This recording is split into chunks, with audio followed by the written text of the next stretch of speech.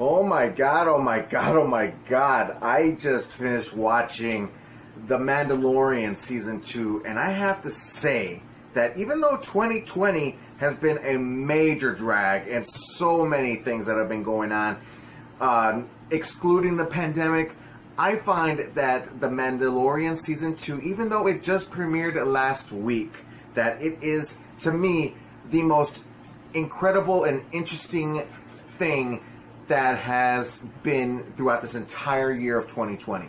I mean, even though there was no pandemic and we had so many movies that popped up in the theaters, without a doubt, Mandalorian would still be, Season 2 Mandalorian would be still amazing and one of the best things about 2020. And we're going to talk about it as to why right now.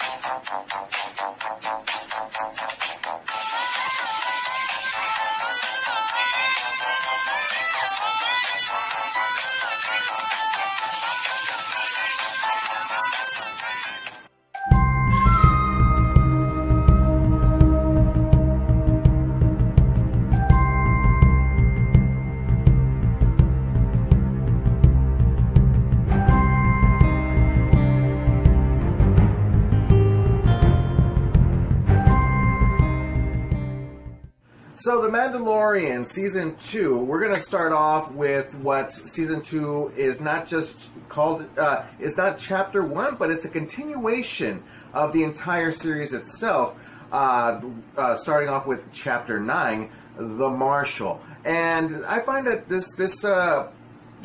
my episode of talking about The Mandalorian is what we're going to be talking about what has been going on so far. So far, we have just finished watching 2 episodes on Disney Plus, and if you are a big Star Wars fan, if you are a big Mandalorian fan, even if you are a big surprising Easter egg cameo, big reveal in this first episode, that you guys are going to have a lot of fun. And I will be throwing out some spoilers out there.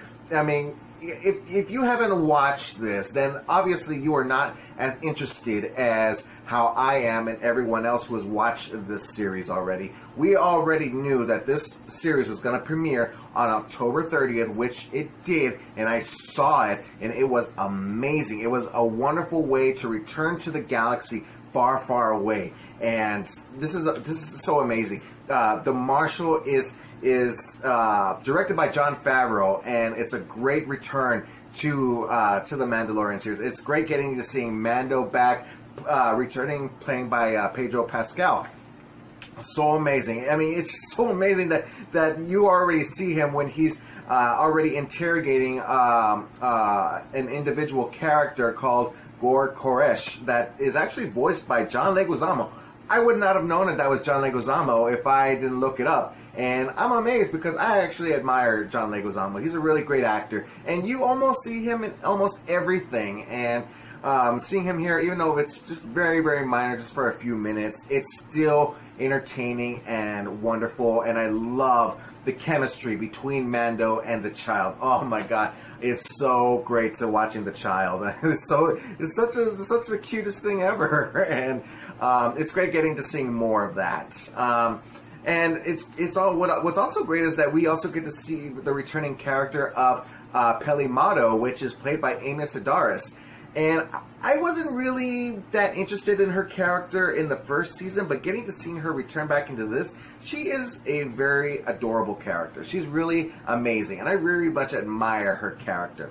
And getting to see more of her in this season, it's actually a huge breath taker. I mean, I actually admire her, and I would love to get to see more of her. I find her much more, of an interesting character, just like Nicholas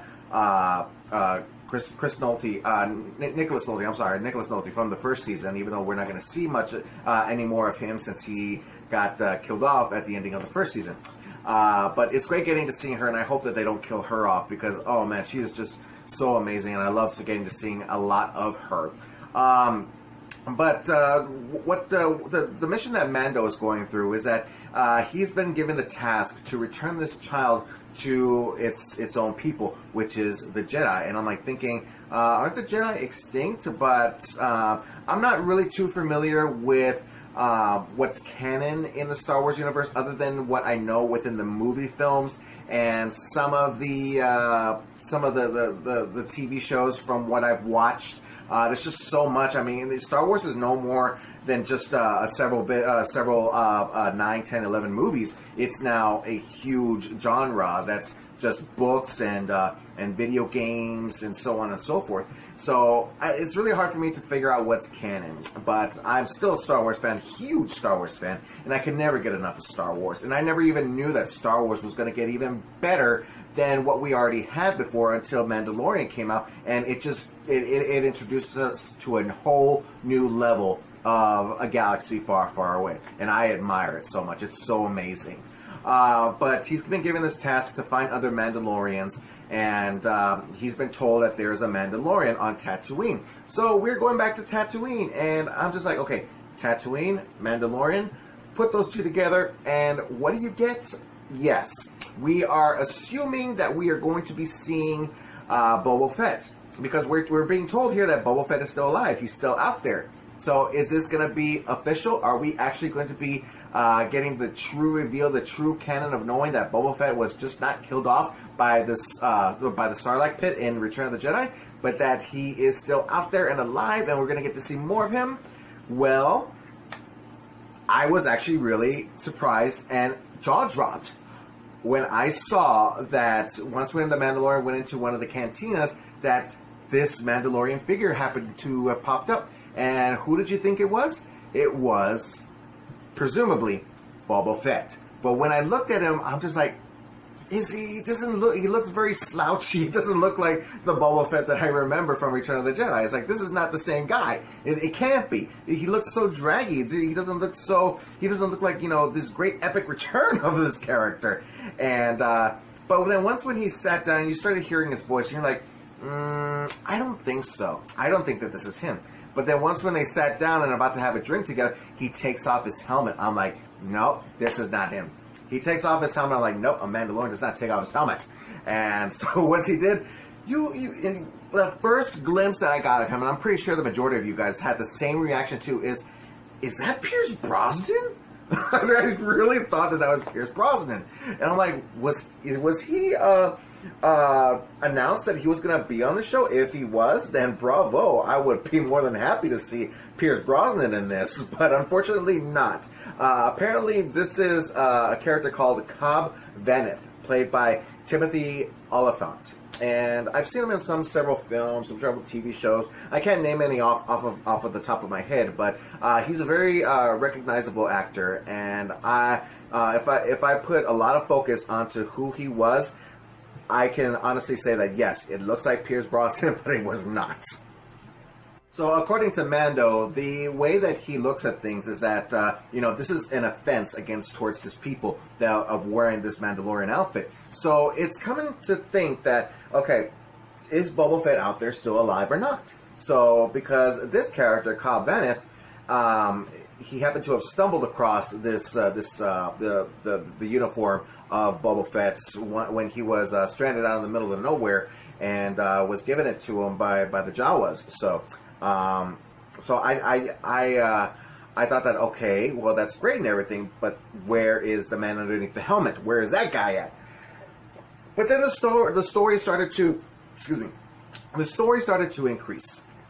I started to get more interested into the story. I put aside the whole, where's Boba Fett at? Are we going to see Boba Fett in this? I was actually just more interested in the story and as to where it was going to. And I love the fact on how we are getting not only just these two individual characters, even though it's not Boba Fett, it's great just getting to seeing these two just standing right next to each other with both of their helmets on, and it's like a dream come true. It was such an amazing experience in this episode, and they have to fight against this big giant. I forgot what the name of it was, but this big giant sandworm, like from Tremors, you know, but it's even larger. And it seems as though this thing happens to eat Sarlacc. So just like thinking, okay, we're getting somewhere. We're getting closer.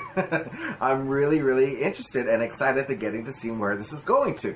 And of course, they actually team up with some of the Sand People and to fight against this thing. And I'm like, wow, this is actually pretty cool. I never thought that Sand People were much, you know, very, very common, just like the most of us. You know, they're living beings, and they come to an agreement. They come to terms and say that, you know what, we need to fight this thing together. In order to do that, we have to do it together. So that's what they do, and they do that. And I love it how Mando he sacrifices himself at the end, getting swallowed up to defeat it from the inside. And I thought that was amazing. And you know, just seeing baby, I'm gonna say Baby Yoda, but he's not really Baby Yoda. It's just the child. The child in the background. You know, you see him, and you're just like, okay. I always ask myself, is this child in danger or not? And no, he's right there in the outskirts, and you know, he's just, you know, having a good time, just watching everything. And he has those little baby quirks, and I really do love that a lot. But it's a great episode, and the big mind blower of this whole thing is that because I thought that, you know, Mando would come into an understanding and say, hey, you know what, you're a really good guy, Cobb Vanth, and I think that you deserve having to wearing this outfit of a Mandalorian. I think that you're suitable to be a Mandalorian. But no, he still takes it from him, and you know, they came to a deal, they came to an agreement. But then once when Mando drives off into the sunset with his good deed, you see someone watching them from the very outskirts, and this being from the sunsets. You actually see the two suns also, like from A New Hope, and you just see that this character in the, you know, lurking in the back, and you wonder, who is this guy? Is it who I think it's gonna be? In fact, it is. Spoiler alert here. It is Boba Fett, still alive, and without his helmet and outfit, of course, because Mando has it now. And this, I'm like, wow, it really caught me by surprise. Even though I expected it, it still caught me by surprise. My jaw dropped hardcore. I was like, whoa, I love this so much. I mean, season 1 really got me, but season 2, I mean, they're already starting here with season 1, and I'm just like, man, it gets you wanting more. This one is actually, Boba Fett is still being played by Temuera Morrison. I think I pronounced that right. Temuera Morrison, and he played the original Jango Fett from the prequel trilogy in Attack of the Clones. And you know, he played Jango Fett, but he's also the child form of Boba Fett, and grows up to being this Boba Fett. So, you know, he's a clone of his, but doesn't age as, you know, normally as like a clone. But it was great getting to seeing him and knowing that he came into an agreement and wanting to come back and do this. I love it how it really, because even though they try to stay away from the prequels, and as like how most people really don't admire the prequels, I'm okay with the prequels, but it's just great getting to seeing that prequel being part and attached to the Star Wars saga that we all know and love. I love how it all just comes together. It's so amazing. But it's great getting to seeing The Mandalorian coming back for season 2. Season 1 is just phenomenal and epic. Rotten Tomatoes rated it a 91%, and for me, I loved it so much, even more, that I gave it a 98%. It's such an amazing episode, and I highly guarantee that you guys go and watch this. I recommend it so highly. It's so amazing. So that's for episode 1. Now we're going to go ahead and jump on to episode 2.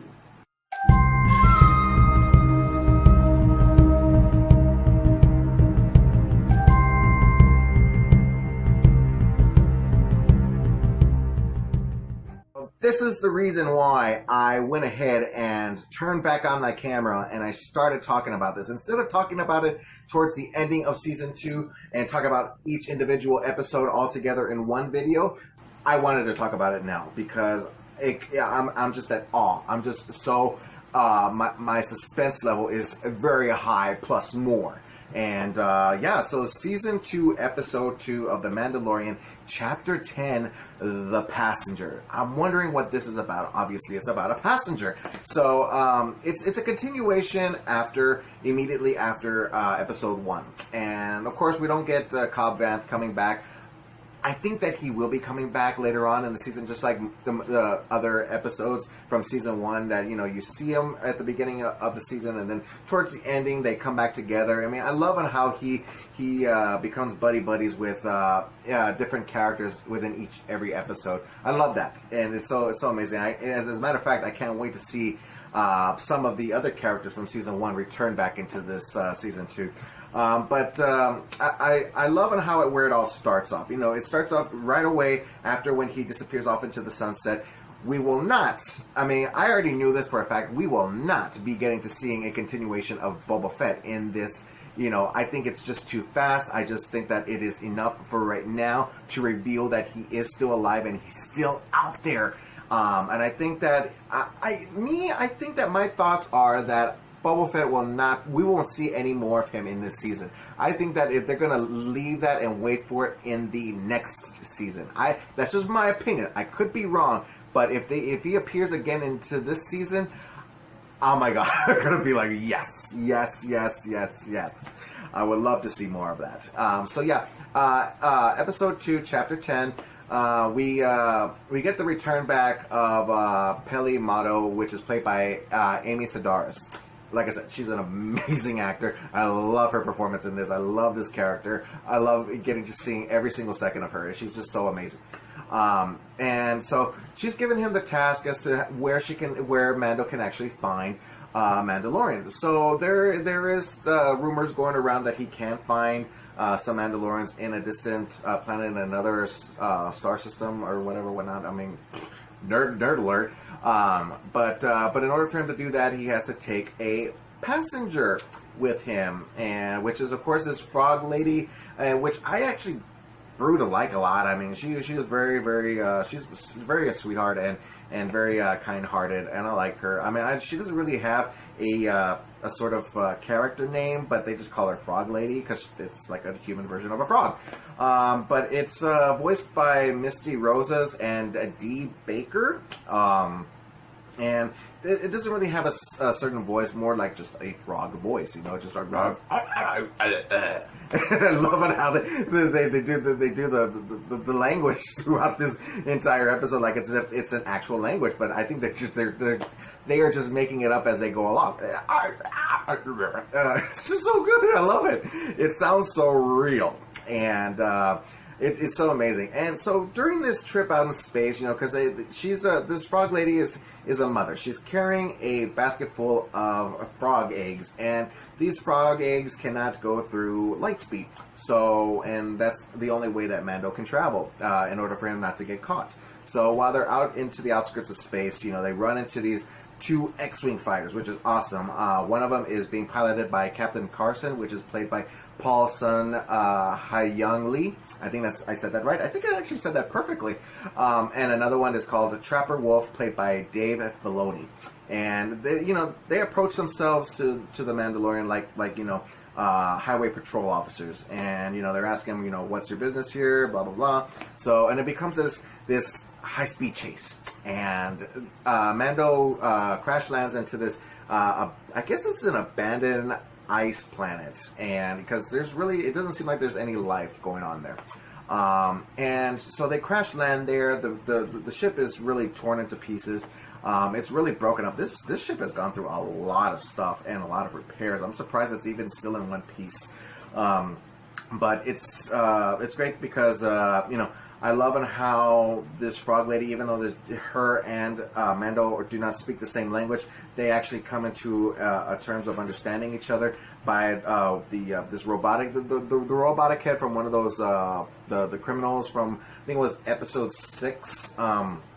So it's like a voice translator for the frog lady to help Mando understand and listen at what her mission is and what her purpose is, and that this is important to her, that these eggs are the last of her species and she needs to save them before time runs out. So So it's very understanding, and Mando has to keep to his word because he's a Mandalorian, and Mandalorians keep to their word. And so when he says that he has to do something, he has to do it regardless of how much hope he does not have left.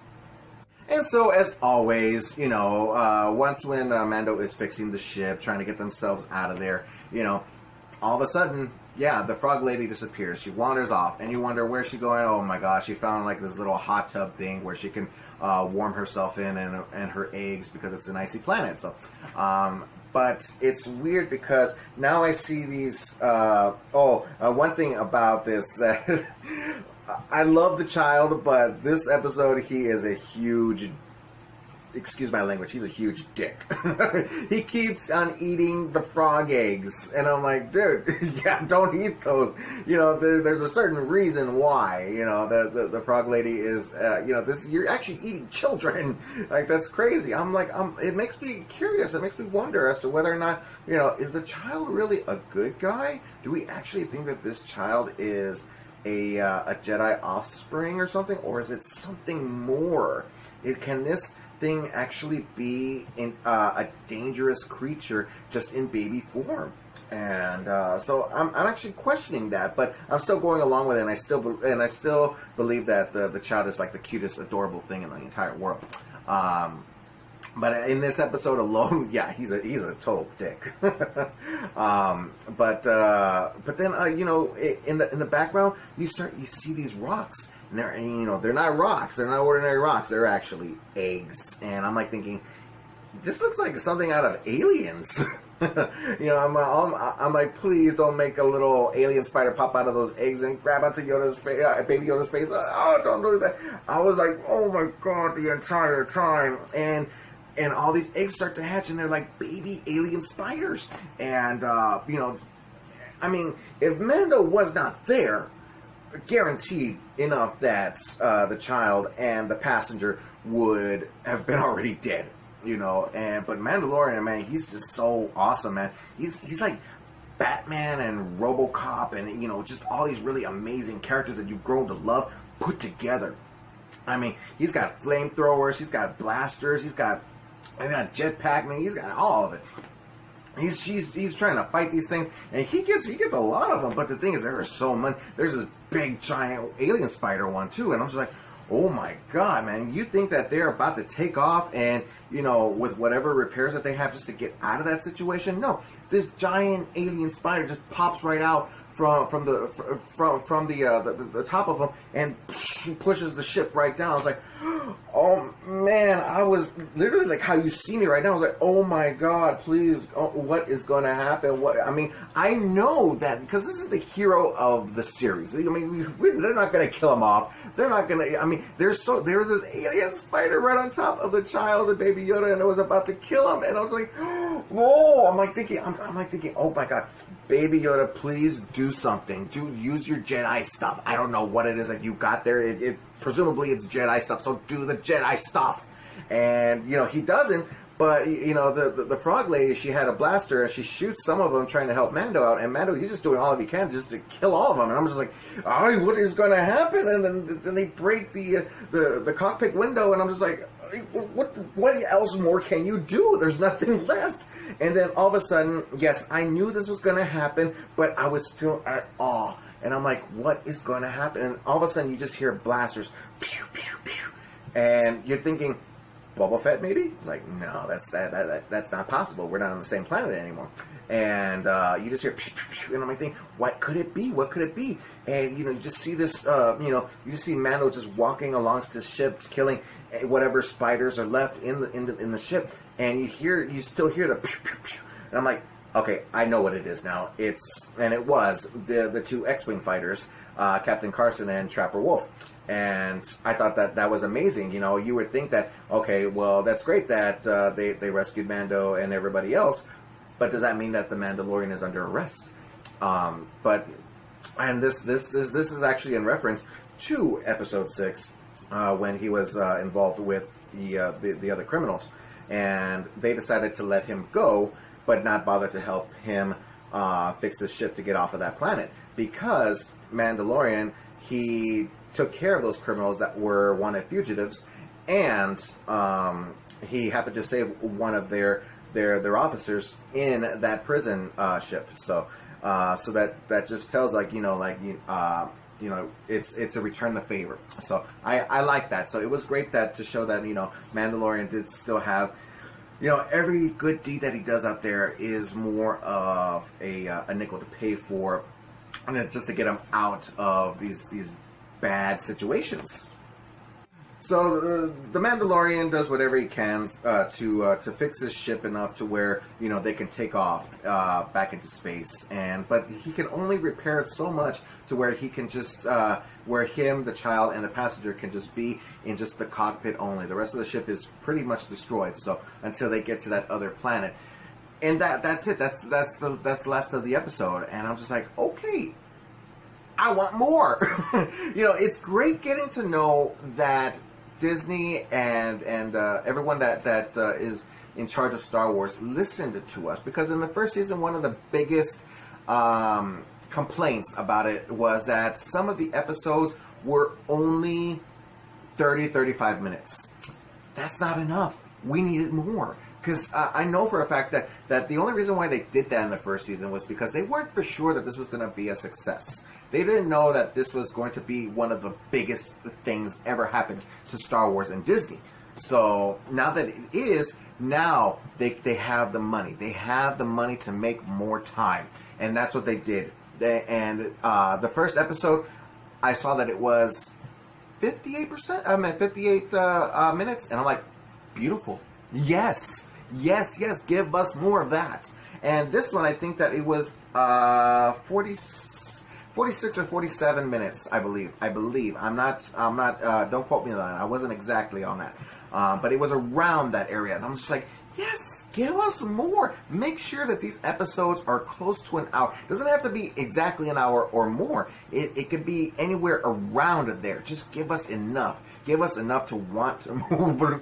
Give us more. I mean, it's definitely for sure that there will be a season 3. There will be a season 3. So there's much more out there to explore with this character and this story arc to give it a huge, much more big expansion. It doesn't have, this is Star Wars, but it doesn't have to. It doesn't mean that it has to expand itself being part of the Skywalker saga or the Jedi or anything that we know from the movies. It could be its own thing. It does, yes, have some references and some Easter eggs, yes, and that's a huge treat for us fans, Star Wars fans, that love and watch The Mandalorian. But Mandalorian is becoming its own franchise within the Star Wars universe and within a galaxy far, far away. So it's an amazing experience, and I love on everything that they're doing with this, and I cannot wait to see what happens next time, because even today I was questioning that, it's Friday. What do I usually get so excited for on Friday? And I'm not used to it because it's been a year since we've had Disney Plus and the first season of The Mandalorian. So I'm not used to remembering, oh yeah, that's right, it's Friday. It's Mandalorian time. So I missed out on it, and I just watched it this evening. I wanted to watch it this morning if I would have remembered, but obviously I forgot, and and I had to go to work. So when I went to work and I saw it, I was like, oh, that's right. So hopefully I don't forget next week. Because I remember season 1, they didn't come out on Fridays. They came out on either Wednesdays or Thursdays. Excuse me. Or even Fridays. It was a random set of days. But it's great getting to knowing that they are focused, they are on track. Actually, episode 2, episode 2, chapter 10, The Passenger, was directed by Peyton Reed. And I'm like, oh yeah, look at that. We got another Marvel director, the director of Ant-Man. Just like in the first episode of chapter 10, the Marshal was directed by Jon Favreau, the director of the Iron Man movies. So Iron Man 1 and 2. So it's great getting to know that's there. I wonder who's going to direct the next one. I'm pretty sure it's going to be Bryce Dallas Howard, even though that was the weakest episode for me, which was episode 4 in season 1. Where he visits that village, so I'm pretty sure that she's going to be the next one. I wasn't really fond of that episode, but oh well, we'll see what happens, because I do not have a doubt as to this getting any worse, any bad, because I think it's going to keep on growing more and more, and I'm just like, wow. I mean, even though if you give us a little bit, I'm like, because you don't even know what's going to happen next. You know, they don't even give you, next time on this episode, on this season. Like, no, they don't give you that. They don't give you nothing. So, which is great because it's like the episode itself is enough. You know, we're trying to calm down from what we watched, from what we acknowledged, from what we gained. So it's great. It's a great series. It's a great. This season has gotten so good. You know, and it's going to get even better. I know it for a fact. I pray to God. And on Rotten Tomatoes, Chapter 10, they gave it a 94%. And for me, I actually love this a lot more better than the first episode, Chapter 10, giving it a 99%. I'm just like, wow, you guys are so amazing. You guys got it on the ball there. So, great fun. Excellent set of episodes so far. I can't wait to see what happens next. I hope that there's more than 8 episodes. I'm pretty sure it's just going to stick to the 8 episode continuity. So, but after the 8th episode for season 2, I'm like, well, what am I going to do for the rest of the year? That's how I was at the ending of season 1, and I don't want to feel like that again for season 2. But it's inevitable. It's going to happen. It's going to keep us waiting for more, and I can't wait. So all in all, that's my review so far of The Mandalorian Season 2, Episodes 1 and 2. Can't wait to do Episodes 3 and 4, so when Mandalorian Episode 3 comes out next Friday, presumably, I won't be doing a review until Episode 4 comes out. So give me a 2 weeks expansion. But we'll see what happens. But if you guys haven't watched it, go and watch it. I'm sorry that I spoiled it for you, but I mean, if you haven't watched it, I mean, it's so good. It is so good. It leaves a huge smile on my face, and yeah, wow. So I'm Awesome Joe, you guys. Thank you guys so much for taking in the time of your day to watching my videos. You guys are such a huge inspiration to me for doing my personal hobby, because I love to talk about movies, but more importantly, I love to talk about them with you. And don't forget that if you guys want to check out some more videos, you can check them out on my Facebook and YouTube page. Just look me up at Awesome Joe Movie Reviews. Don't forget to click on the like and subscribe button here, you guys, because you know it's a great experience, a great personal hobby of mine. I love to talk about movies very much amongst you all. So, and I hope that you guys too do also. So I'm Awesome Joe. Keep on living the dream, and as always, stay awesome. Thanks you guys once more again, and I'll see y'all in the next video. Bye.